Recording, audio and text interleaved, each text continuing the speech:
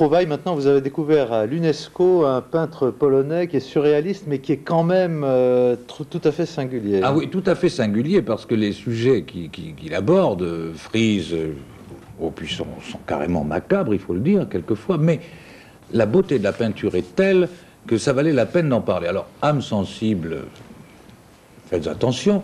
Elles sont déjà couchées. Oui, non. Mais vous allez voir, je crois qu'il fallait parler de ce Beksinski, qui est un peintre polonais peut-être le plus populaire aujourd'hui. Et pour entrer en matière, vous allez voir, il y a un clin d'œil à un cinéaste bien connu.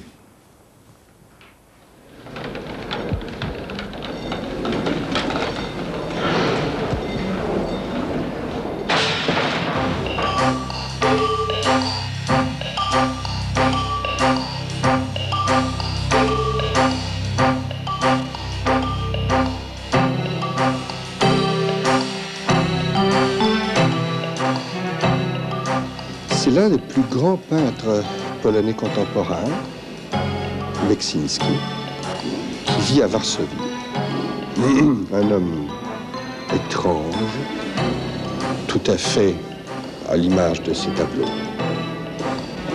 Solitaire, renfermé dans son appartement, travaillant d'arrache-pied 12 heures par jour, sortant très peu, avec constamment, lorsqu'il travaille, un fond de musique plein registre.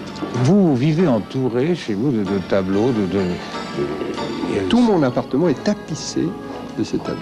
C'est de la perversion, ça. Si vous voulez, c'est du masochisme. Mais en tout cas, c'est pour moi quelque chose dont je ne pourrais plus me séparer, par exemple. Je vis comme si je vivais avec des personnes vivantes dont j'ai besoin constamment, tous les jours, et que je dois rencontrer et qui me parlent. Il y a des tableaux que je regarde plusieurs fois par jour sans jamais me lasser, depuis des années déjà. Quand on regarde ces toiles, on a l'impression que Beksinski, il a tout le malheur de la Pologne sur le dos.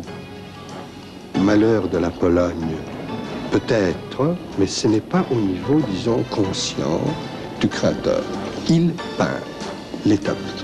Mais derrière tout cela, ce que vous dites n'est pas du tout dépourvu de justesse, dans la mesure où c'est un Polonais.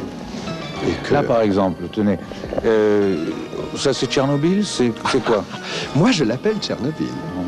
Encore que c'est un nom à moi, il ne donne jamais de nom à ce tableau.